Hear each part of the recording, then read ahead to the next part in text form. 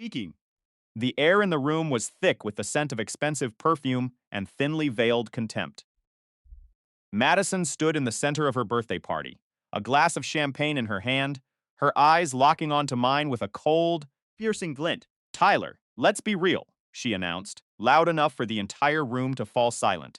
You're just not in my league financially, and honestly, you aren't husband material. Yeah. The silence was deafening. Fidge. A heavy shroud cast over the laughter that had filled the room just moments before. I stood there, feeling the weight of the last 14 months pressing down on my chest like a physical blow. I looked at her. Fiesen. Really looked at her. The woman I thought I knew was nothing more than a carefully crafted mask. I cleared my throat, my voice steady despite the adrenaline surging through my veins. You're absolutely right, I said, my tone eerily calm. I didn't argue. I didn't beg. I didn't try to explain the company I had built from nothing, or the millions sitting in accounts she would never see. I simply turned on my heel, function, walked out of the banquet hall, and pulled my phone from my pocket. I sent one text message, just one. Then, I stood on the balcony overlooking the Austin skyline and waited. Minutes later, the rhythmic, thunderous thumping of helicopter blades began to cut through the night air. The guests inside the party scrambled toward the windows, their champagne glasses frozen in their hands. A private helicopter, sleek and black, began its controlled descent toward the designated landing zone just across the street. The downdraft whipped through the trees, creating a scene of absolute cinematic chaos. Finned. I watched as the spotlight from the aircraft illuminated the entire area, casting long, dramatic shadows against the building. Madison pushed her way onto the balcony, her face pale, fate, her hands trembling as she stared at the machine that cost more than most people earn in a decade. The pilot signaled to me, and the reality of the situation began to set in for everyone watching. Tyler, she whispered, voice cracking, her earlier arrogance replaced by a frantic, desperate confusion. What is this? Who are you? She started begging, grasping at my arm, her eyes wide with a mix of shock and pure, unadulterated greed. VM Tyler, I replied, pulling my arm away slowly. Am the person you said wasn't husband material. I am 28 years old, and 4 years ago, I launched a tech enterprise in the heart of Austin. We specialize in data infrastructure. The kind of boring back-end work that keeps major corporations from collapsing into digital ruin. Most people find the details tedious, but to the board of directors who pay my fees, work is worth $50 million. Yes, you heard that correctly. 50 million. I started that journey in a cramped apartment with nothing but 2 laptops, a dream, and a relentless work ethic. From 2 I had spent my early 20s being burned by people who only cared for the balance of my bank account. I learned the hard way that money acts like a lens, distorting how people see you and making it nearly impossible to find someone genuine. So, I became a master of keeping my life low profile. I told people I worked in tech and let them fill in the blanks. Fixed. They usually pictured a junior developer struggling to pay rent, and I was perfectly content with that assumption. When I met Madison at Radio Coffee on South Lamar, I decided to run an experiment. She was a regular there, business student, adept, who studied with an intensity that I found captivating. We had exchanged nods for months before I finally approached her. She was sharp, witty, and seemed grounded. Figum, so I convinced myself at the time. We talked for hours about the growth of Austin, the rising rent, and her family's long history in the city. She spoke of old money and social expectations, and while she never bragged, definitely assessed people by their economic status. I knew she was probing me, trying to figure out where I fit in the hierarchy.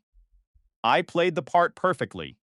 For our first date, picked her up in my 2019 Toyota Camry. It was clean, reliable, and entirely unpretentious. I left my BMW M5 locked in the garage, hiding the evidence of the life I had built. When she slid into the passenger seat of that Camry, I caught that split-second look into her eyes. It was a look of disappointment, a silent calculation that she had made a mistake by agreeing to go out with me. She was polite. But it was the politeness one shows to a waiter or a stranger in an. I found it pathetic, but I continued the charade, waiting for the moment she would reveal her true character. Vince. Months went by, and she slowly started pulling back whenever my bank account count didn't align with her lifestyle expectations. The breaking point was her birthday party. Ring. She insisted I attend, so she could remind me where I stood. She wanted to humiliate me in front of her high society friends to cement the power dynamic. She thought she was cutting me down to size. She didn't realize she was handing me the perfect opportunity to walk away. As the helicopter engine whirred down to a low hum, the entire party filtered out to watch. Madison's friends, the same people who had laughed at her jokes earlier, stood in stunned silence. The pilot stepped out wearing a sharp uniform and handed me a leather folder. I didn't even open it. I just handed it to Madison, who was still staring at the chopper with a look of pure dread.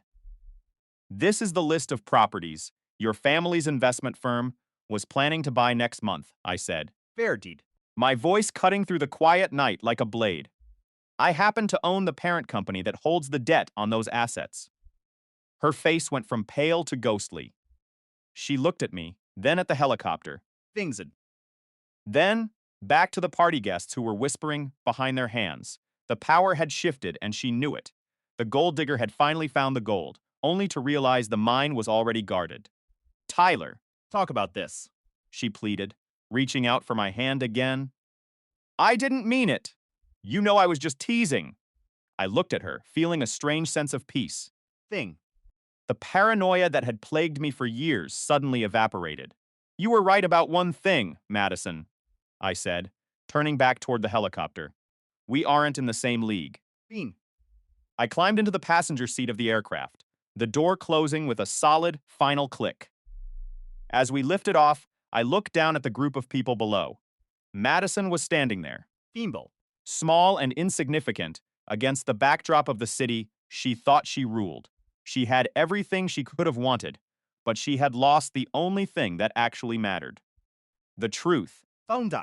I watched her figure shrink until she was nothing more than a tiny dark speck in the vast expanse of the city. The pilot adjusted the controls, and we banked toward the west. My phone buzzed in my pocket. Text from my assistant, confirming the merger was successful. I deleted the message without replying. I didn't need the money. I didn't need the status. Needed to know that I was finally done with the games. The city lights of Austin flickered beneath us, a beautiful, sprawling testament to hard work and the long road to success. I leaned back in the leather seat, closing my eyes for a moment of quiet reflection. For the first time in my life, I felt truly completely free.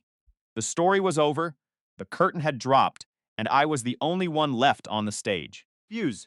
Then that the best part of being wealthy wasn't the toys or the travel or the influence. It was the ability to simply walk away when you no longer had to tolerate the lies of others. The helicopter leveled out, soaring above the clouds. Tomorrow, there would be new business to handle, new deals to sign, and a company to keep growing. But tonight, I was just a man who had reclaimed his life from someone who never deserved it in the first place, and that was more than enough. I traded my BMW M5 for a beat-up Toyota Camry, and, honestly, the silence of that engine felt like a secret weapon. While the Beamer was a flashy status symbol, the Camry served as a whisper of character, a testament to being financially grounded. I wanted to see if Madison, a girl born into old money, could actually appreciate a man who didn't drape his worth in luxury brands. Our first real date was at a cozy Italian bistro on West 6th. The kind of place where the pasta is great, but the bill is never an ego bruiser. When the check arrived, I handled it with a simple swipe of my card, ignoring her polite offer to split the cost. I told her I'd take care of this one, and she could handle the next, which she accepted with a smile that felt a little too practiced. The catch was that she never suggested a follow-up date, leaving my invitation hanging in the air like a ghost.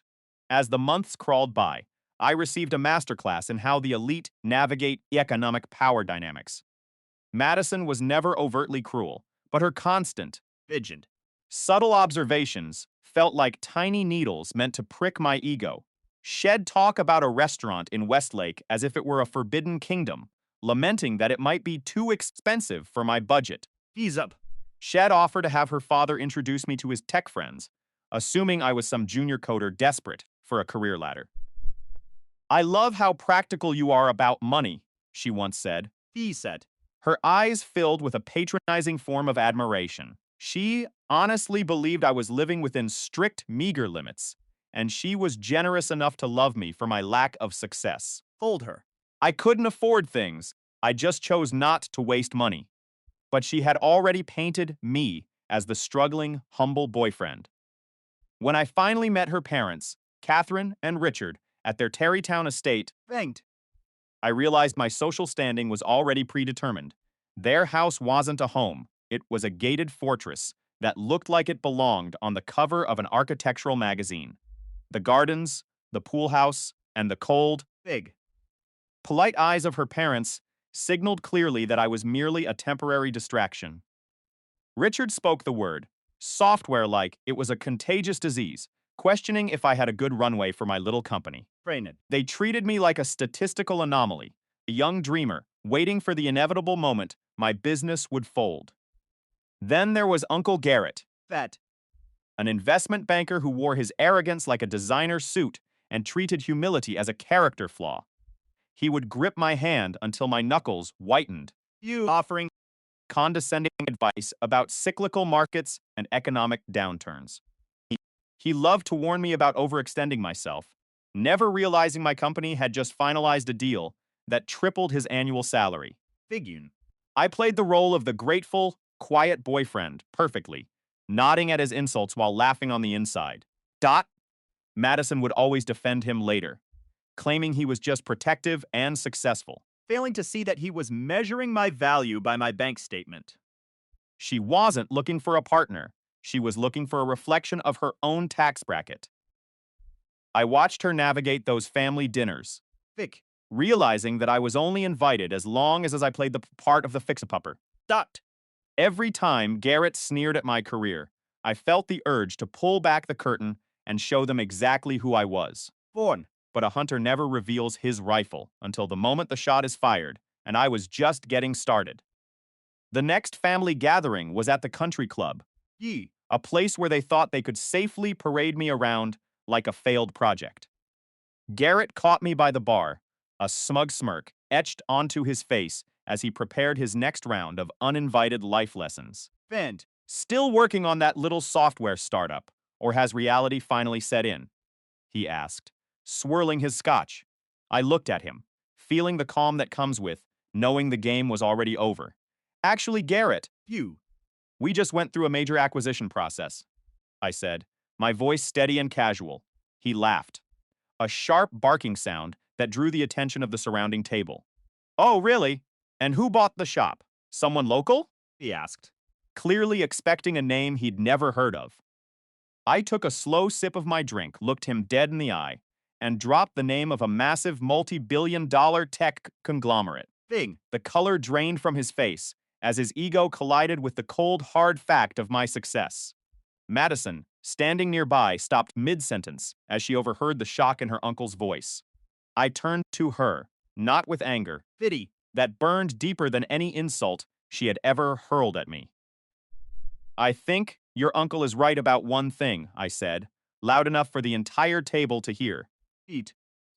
I am a firm believer in knowing exactly when to exit an investment, I added, looking at her.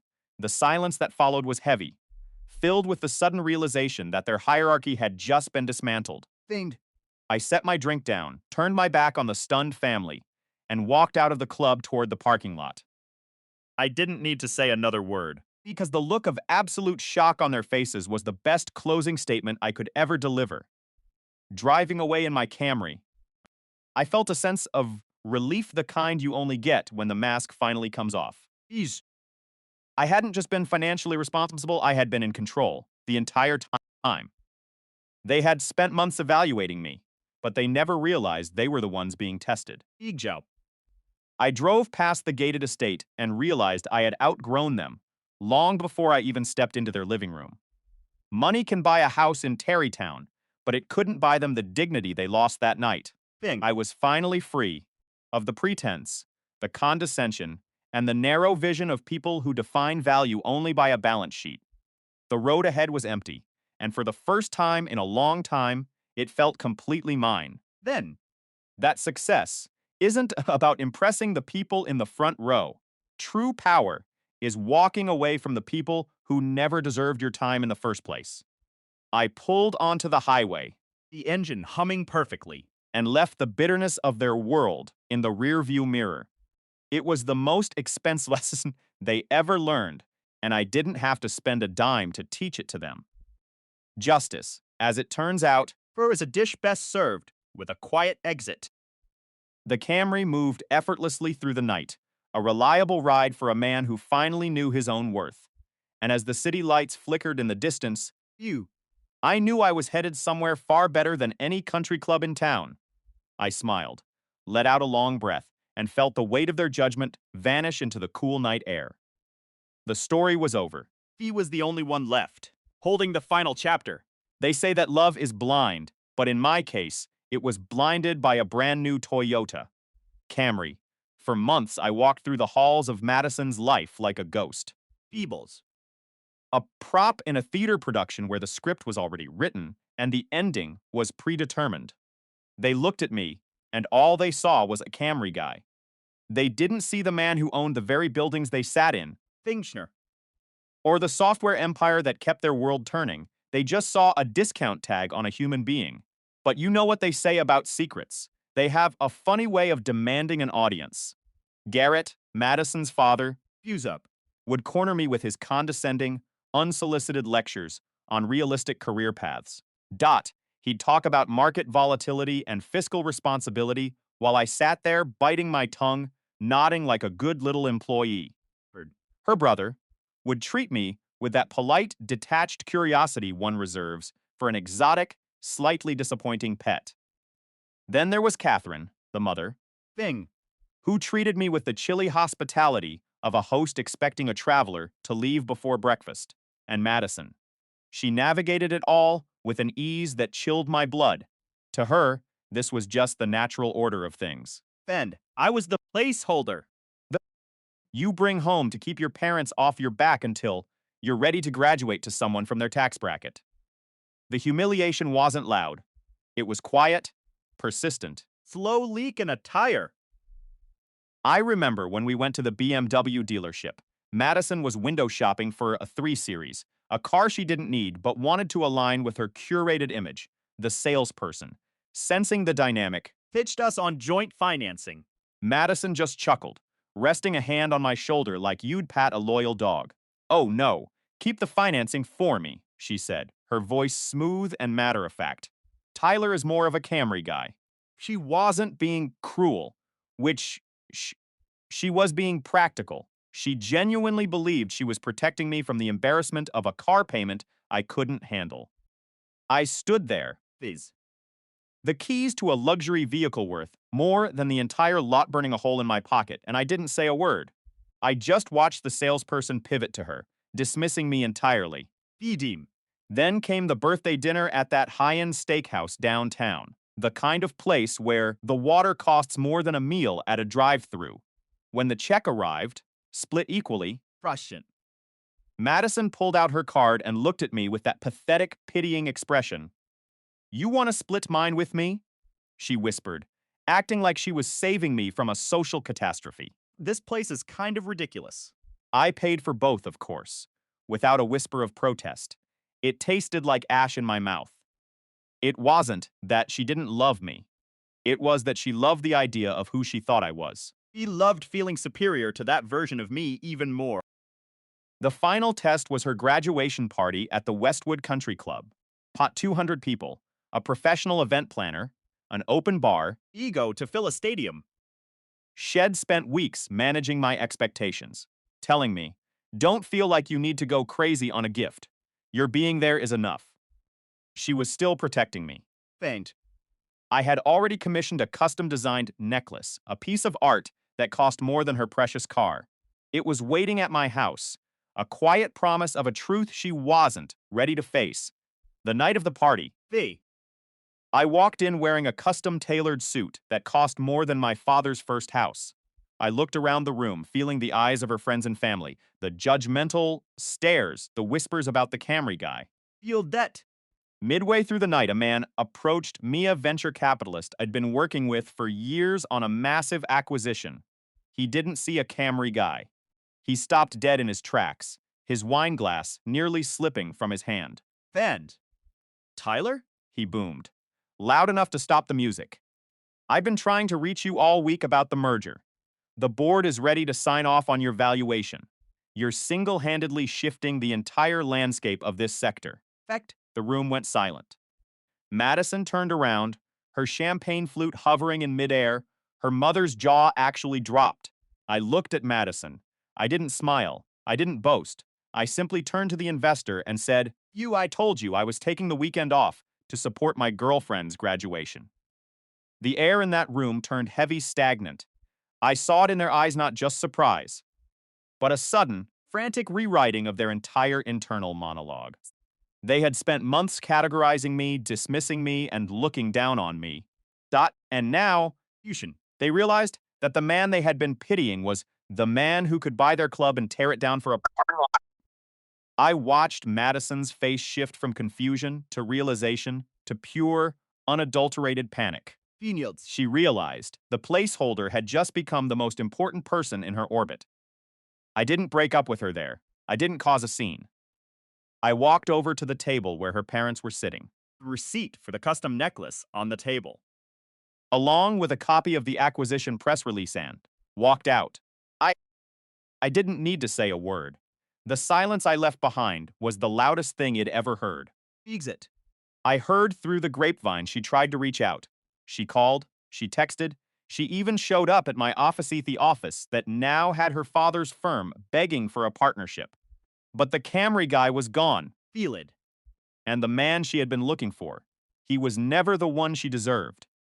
Justice isn't always a dramatic shout sometimes. It's just the look on their faces when they realize they played themselves. Station arrived in my inbox on a Thursday.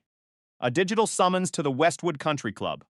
My girlfriend, Madison, had been clear about the expectations. Cocktail attire. She had texted, followed by a casual, Thinned. but honestly, just wear whatever you have, that's nice. Don't stress. No one is going to judge you. I understood the translation perfectly. It meant that no one would judge me because they had already decided I didn't belong. They expected me to show up in an ill-fitting, Off-the-rack suit. The kind you buy because you have to, not because you enjoy it. They wanted me to look like an outsider, Fendi. a temporary guest in a world where I was never meant to hold a permanent key. What? Madison's didn't know. What she never bothered to ask was that I had been to the Westwood Country Club dozens of times. View. My company had been the primary sponsor for their annual charity gala for the past 2 years. I had personally signed a check for $75,000 the previous autumn. Fixed. My photograph was likely still sitting in a frame somewhere in their lobby, capturing the moment I shook hands with the board members. But Madison viewed me through a narrow, Vision. biased lens. She never looked at my career with any real curiosity. The night of the party, I dressed in my standard chinos and a button-down shirt. It was polite, clean, and entirely appropriate for a professional setting. Thingtring. But in that room, it felt like I was wearing a costume of poverty. The men were draped in tailored suits that cost more than my monthly mortgage. The women were shimmering in designer silk, Porn. wearing jewelry that could have balanced the budget of a small town. This was old Austin money, performing its ritual of exclusivity for an audience of one. Me, You. Madison, looked breathtaking in a black evening gown that cost more than a mid-range sedan. Her hair was perfect, her makeup was flawless, View end. and she moved through the crowd with the effortless grace of someone who had never had to worry about a price tag. She was in her natural habitat, glowing under the crystal chandeliers. As she introduced me to her relatives, Fixed you. I watched them perform their calculations. I saw their eyes track the fabric of my shirt, the lack of a designer watch on my wrist, and the way I carried myself. They were placing me on their social totem pole, Fushi. and I was landing somewhere near the bottom. This is Tyler, Madison would say with a shrug. He works in software. She didn't call me an entrepreneur or a founder. Fume. What's up, Reddit? Or the man who had built a company from his garage into a multi-million-dollar operation. She stripped away my achievements until I was just a hobby, a detail in her life that sounded less significant than a household appliance. The evening was a display of excess. The dinner was a series of tiny, unrecognizable art pieces served on expensive china. The bar was stocked with bottles that had been aged longer than I had been alive. Vision. I stayed with a single drink, keeping my head clear, waiting for the moment I knew was coming. Her father stood up for his toast, his champagne flute catching the light. He talked about Madison's brilliance, her future, Finged. and the weight of the family legacy she was destined to carry. It's refreshing to see someone with such impeccable judgment, he said, gesturing toward the room. Look at the people she chooses to surround herself with. Excellence attracts excellence. The implication hung in the air like smoke.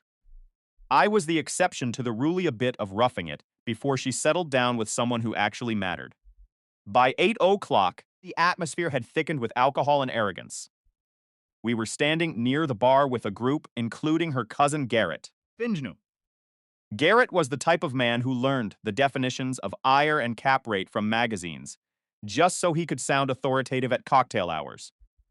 He looked at me with that patronizing, predatory smile that only men with inherited wealth can master. So, Tyler, Garrett began, his voice just loud enough for the circle to hear. What's your take on the commercial market? Thinking about moving into something more substantial than software. He waited for me to trip over my words. He wanted me to admit I didn't have the capital to play in his sandbox. I'm currently focused on other investments. Fed. My voice steady. Some things are better kept private. Garrett let out a dry, condescending laugh. Smart man. Real estate is for the big leagues. It takes real skin in the game, not just lines of code. Finged. The group chuckled, a collective sound of agreement. I felt the tension in the room spike as Madison took a sip of her champagne and giggled. It wasn't a sweet laugh, it was sharp and dismissive. Oh, don't mind him, You. Madison said, turning to her cousin while looking right at me. Tyler isn't really in my league, financially speaking. He's a sweet distraction, but has definitely not husband material for this family. Elos. The silence that followed was total. Even the jazz quartet seemed to quiet down, as if the air had been sucked out of the room. Her aunt looked at her wine glass, and Garrett's smirk widened into a grin of victory. Blink. I didn't get angry. I took a slow sip of my drink, looked Madison in the eye, and felt the final shift. You're right, Madison, I said, my voice cutting through the room like glass. Not in your league. Igzad. I reached into my pocket, pulled out my phone, and tapped a few buttons. In fact, I think I've outgrown this room entirely. I turned to her father, who was watching with a confused frown. Sir, Fienzane. I hope the charity donation we made last year was put to good use. But, as of tonight, I'm withdrawing my company's sponsorship for your upcoming expansion. The color drained from his face. Wait, What? he stammered. Front. I am the lead investor for the new clubhouse renovation, I continued, feeling the heavy satisfaction of the truth. I've spent the last 6 months deciding whether to approve the funds. Garrett, Thanks for the advice on market fundamentals. it really helped me decide that this club is no longer a sound investment for my portfolio. I walked toward the exit, Feet. the silence of the room now heavy with the weight of their realization. Madison stood there, her glass trembling in her hand. I didn't look back. I had spent my life building something real, and tonight, Finally.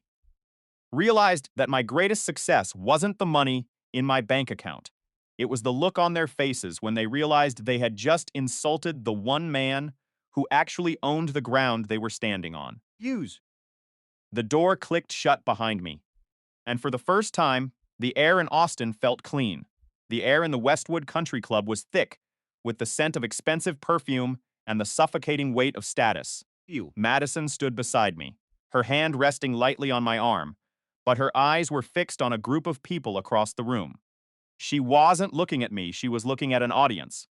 Tyler is sweet, she said, Fix. her voice clear and carrying perfectly over the soft hum of the cocktail party. But let's be honest, he's just a placeholder. He's a nice guy for now, but he's not exactly the kind of man you build a future with, is it? After that followed. Was polite, sharp, and entirely dismissive. See. It was as if she had just made a comment about the weather. Everyone around us nodded, a sea of designer suits and strained smiles. They all agreed. Big. I was the budget-friendly accessory in her high-end lifestyle. I stood there, feeling the cold glass of my drink against my palm. The realization didn't hit me with a bang, it washed over me like a freezing tide. He wasn't trying to hurt me. She was just being honest, because in her world, my lack of generational wealth was a moral failing. I was a Toyota Camry in a parking lot filled with Porsches and Beamers. For 14 months, Fangzhen. I had played along, staying quiet, staying casual, keeping my life simple while I watched how she treated the world. Now the mask was off. I looked at Madison, Fear. who was already turning back to a conversation about summer plans in Europe. Completely unbothered by the fact that Shed just dismantled our relationship in public. I reached into my pocket, pulled out my phone, Fade. and typed 3 words, en route, Eta 8. I set my drink down on a nearby table, the condensation leaving a ring on the polished mahogany. I straightened my blazer, my movements slow and deliberate. You're right, Madison. Fed. My voice cutting through the noise. She turned back to me, her brow furrowing with a flicker of annoyance. What? I'm not in your league, I said, looking her directly in the eye. She laughed, a small, nervous sound. Tyler. Don't be dramatic. You're taking this way too seriously. No, I replied, checking my watch. I'm taking it for exactly what it is. Thank you for being so honest about how you see me. At that moment, a low, Faint. rhythmic thrum began to vibrate through the floorboards. It wasn't the sound of city traffic. It was the deep, mechanical pulse of a turbine engine. The conversation in the room stuttered and died. People. People began moving toward the floor-to-ceiling glass doors that led to the manicured lawn of the club. The sound grew, a powerful, rhythmic thump-thump-thump that rattled the windows. Suddenly, Fusing. a dark silhouette swept over the tree line, descending gracefully toward the lawn. It was a corporate helicopter, sleek and black, its landing lights piercing the twilight like the eyes of a predator. The pilot, Professional in uniform. kept the craft steady as the rotor wash flattened the grass. Madison's mother gasped, clutching her pearls. Is there an emergency? She demanded, looking around frantically. Who arrives like that? I didn't answer. I reached for my coat and buttoned it with precision. That's my ride, I said, my voice calm, projecting into the sudden, stunned silence of the room. Madison looked at me, her mouth slightly agape. What are you talking about? I have a board meeting in Houston at 10, I said, offering a tight, polite smile. Driving would take too long, and I hate being late. Garrett, the man who had spent the last year patronizing me, Forward. His face pale. You own a helicopter. the company leases it for regional operations, I said, glancing at my watch again. When you're moving assets between cities at this pace, Flying commercial is just inefficient. My pilots are on call. I send a text, they file the plan, and we're in the air. The room went deathly silent. I could see the frantic calculations behind Madison's eyes. The Camry, Casual clothes. the quiet, understated Jobbit, all collapsed in an instant. Everything she thought she knew about my financial status was being rewritten in real time. She grabbed my sleeve, her grip tight. Her composure finally shattering. Tyler, wait, she stammered, her voice high and breathless. What is this? What company? We were just joking. I looked down at her hand on my arm and gently, slowly. Fingers away. You weren't joking, Madison, I said quietly. You were weighing the investment. You spent 14 months treating me like I was beneath you because I didn't fit the husband material tax bracket, Turned to her uncle. who had spent the entire cocktail hour lecturing me on how to save for a rainy day. And you, I said, nodding toward him, you were so worried about my financial future, I think ill managed just fine. Fend. I looked back at Madison one last time. She looked small suddenly. The status she clung to seemed like nothing more than a prop. I didn't keep things simple because I was poor, Madison, I said, Firm enough. for the whole room to hear. I kept them simple because I wanted to see who would stand by me when they thought I had nothing. You made your choice long before tonight. Ejin. I turned and walked toward the glass doors. As I stepped out onto the cool grass, the wind from the rotors whipped my hair back. Behind me, the room remained frozen in time, You. a collection of people who had finally realized they had bet on the wrong horse. I climbed into the cabin, buckled my harness, and gave the pilot a nod. As we lifted off, rising above the club, Feel. I looked down one last time at the tiny, frantic figures on the lawn. I didn't feel angry anymore. I felt free. Sometimes, to find the truth, People think they have the upper hand until you're ready to fly away. the air inside the Westwood Country Club was thick with the scent of expensive perfume and the suffocating weight of inherited status. Feet. I stood there, a drink in my hand, listening to Madison's father, Richard, lecture me on the importance of financial stability for the third time that evening. Performance I had grown accustomed to over the last 14 months. You have to look at the long term, Tyler, Richard said, his voice dripping with that polished, condescending tone reserved for those he deemed lesser. Vincim. The market is shifting, and for someone in your, let's say, humble position, it's vital to have a safety net, he continued. Beside him, Madison's mother, Catherine, offered a tight, polite smile that never reached her eyes. Front. I was the project. The charity case that their daughter, Madison, had dragged into their inner circle. I'm sure Tyler understands, Richard. Madison chimed in, stepping closer. She looked beautiful, Theme. but her eyes were darting toward the other guests, checking to see who was watching her with the help. Don't worry, Tyler, she whispered, her voice loud enough for the nearby group to overhear. Fuse them. You're just getting started. No one expects you to reach this level of success anytime soon. The room went silent. A few people chuckled, a low, buzzing sound like hornets. I took a slow sip of my drink. The glass cold against my palm. Is that what you really think, Madison? I asked, my voice steady, cutting through the ambient noise of the ballroom. Honey, let's not make a scene, she laughed. Fix. Gripping my arm with a little too much force. You're sweet, but we both know the reality of your finances, she added, her tone patronizing. I gently, but firmly pried her fingers off my arm. You're right, I said. Turning to address the entire room. I'm not wealthy enough to be part of your family. And honestly, after tonight, I wouldn't want to be. Madison's face drained of color. Tyler. Stop, she hissed. No, I'm done, I replied. Thanked. You spent over a year pretending you care about me while secretly vetting me against a balance sheet.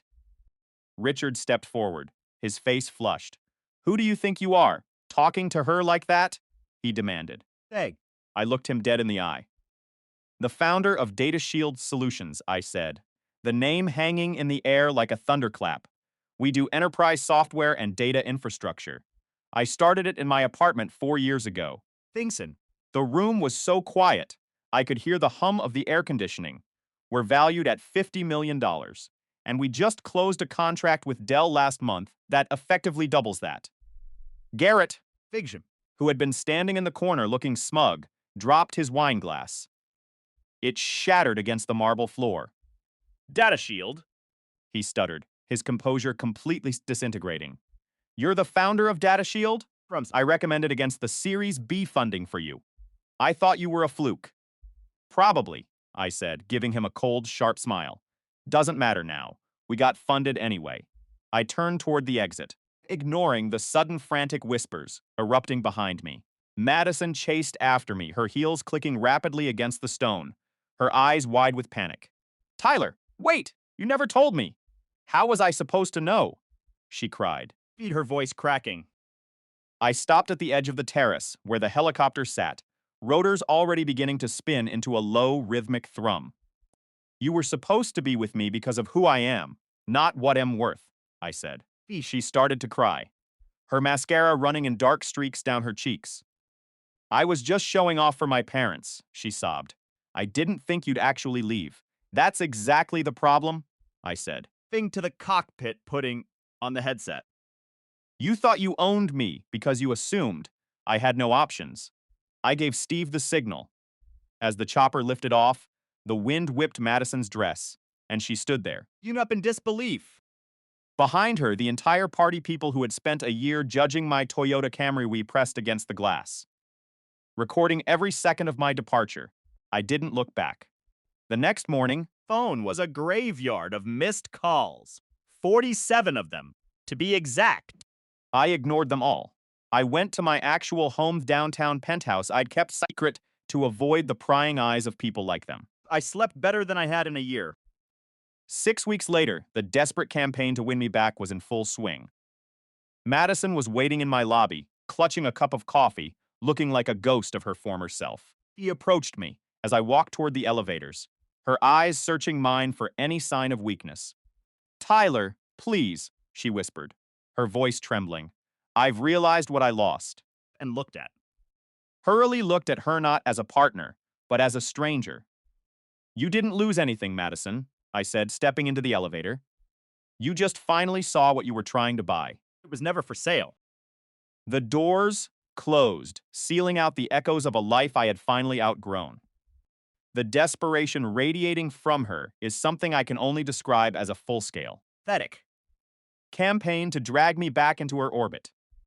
It is honestly becoming difficult to even watch. She started her little mission by haunting the lobby of my office building, lurking there with overpriced coffee and hollow apologies. My assistant was forced to call security on her twice before I finally gave the order to bar her from entering the building entirely. Vinged. She has cycled through every tactic in the playbook, ranging from pathetic, tear-stained pleas to aggressive, screeching confrontations. She actually had the audacity to scream that I lied by omission regarding my true wealth. Me look like a complete fool. She shrieked during one of her theatrical lobby performances, while half of my employees stood by, watching the train wreck unfold. Fast. The irony is that she still doesn't grasp the core of the issue. I didn't keep my success hidden to pull some grand trick on her. I was simply living a modest life, filtering for her true values. And she failed the test. Spectacularly. The fact that she feels foolish now only confirms exactly why she was with me in the first place. Was never about the person. It was about the potential status. Family has also doubled down, their desperation to reconcile as transparent as glass. Richard has called my line 4 times now, desperately wanting to discuss investment opportunities with my company. You. Catherine went as far as sending expensive floral arrangements to my office, tucked with a note about family misunderstandings and how much they have always admired my work ethic. Then there is Garrett, You. who had the nerve to try and schedule a lunch meeting to discuss mutual business interests. Acting as if we were equals after spending an entire year talking down to me like I was his daughter's charity project. You. The social pressure campaign, however, is the most insufferable part of this entire ordeal. She has been spamming every mutual friend we share, Thinked. weaving a narrative about how deeply she loves me and how this is all just a massive, unfortunate destin. Half of those people think I should offer her a second chance, preaching that everyone makes mistakes. Fewer. The other half, thankfully, see her for exactly what she is and support my decision to walk away. She has even started posting our old photos on Instagram, There. pairing them with nauseating captions about working through challenges and love being stronger than pride. It is a desperate attempt to rewrite history, as though our breakup was a minor communication issue rather than the reality. She publicly humiliated me for not being wealthy enough to satisfy her shallow standards. The most telling moment, Really sealed. The coffin happened 3 weeks ago. I was having a quiet dinner downtown when I spotted her across the restaurant with some guy who was clearly working overtime to impress her. Viewed. He was sporting an expensive watch, talking far too loudly about his investment portfolio, and name-dropping local business owners like they were his best friends. She looked bored, almost comatose, with how uninterested she was. Thing mold. Then, she caught sight of me. She excused herself from his table and drifted over to mine. Acting as if the history between us hadn't been incinerated by her own choices. That guy is a complete loser, she said, leaning in with a familiar fake intimacy. as if we were still a couple. All he talks about is money and status. I miss being with someone real, someone with actual substance. Bingley. She had the gall to say this. To me, the man she dumped for not having enough money in her eyes. You taught me what actually matters, she continued, her voice dripping with artificial sincerity. Press it. Success isn't about showing off, it's about character. And that is why I fell in love with you. But here is the final truth she still fails to grasp. Fell in love with me. She fell in love with a version of me. She constructed in her own greedy imagination. She loved the humble, hard-working guy she thought needed her family's connections to advance his career. She had never once known the real me, because the real me had been testing her character every single day we were together. I have been crystal clear with everyone. This isn't about pride. And it certainly isn't about hurt feelings. It is about the fundamental truth I learned about her when she believed I had nothing of value to offer. Information does not become irrelevant just because she is feeling the sting of regret now. Guys, we are so incredibly close to hitting that 100,000 subscriber milestone on this channel. If you haven't subscribed yet, consider. It genuinely helps us reach that goal and keeps these stories coming. Thank you for being part of this journey and making this dream a reality.